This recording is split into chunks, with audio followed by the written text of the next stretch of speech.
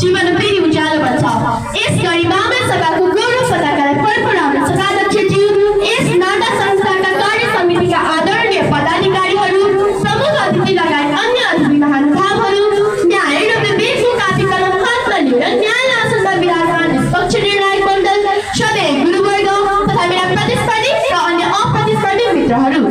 आज नेपाल क्षयरोग निवारण संस्थाद्वारा क्षय रोग र सामाजिक उत्तरदायित्व जस्तो गम्भीर र ऐतिहासिक विषयमा म कक्षा 9 की छात्र सामी विशाललाई आफ्ना तार्किक विचारहरू राख्ने अवसर प्रदान गर्नुभएकोमा आयोजक समितिप्रति हार्दिक आभार प्रकट गर्दै न्यायमतबाट टक्राउँदछु स्वीकार्नुहोस् सभाध्यक्षको अनुमति लिँदै म आफ्ना तर्कहरू पेश गर्दछु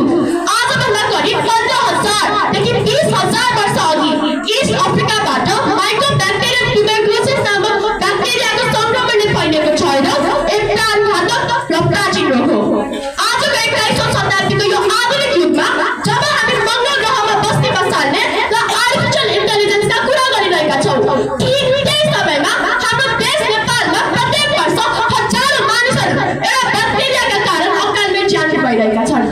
जुन रोगको उपचार वैज्ञानिकहरूले दशकौं अघि पत्ता लगाइसके जुन रोगको नियन्त्रणका लागि नेपाल सरकार र यो संस्थाले गाउँ-गाउँसम्म सेवा पुर्याइसकेको छ यदि आज त्यही रोगका कारण मानिसहरू मर्नेछन् भने समस्या उठाउन होइन हाम्रो सामाजिक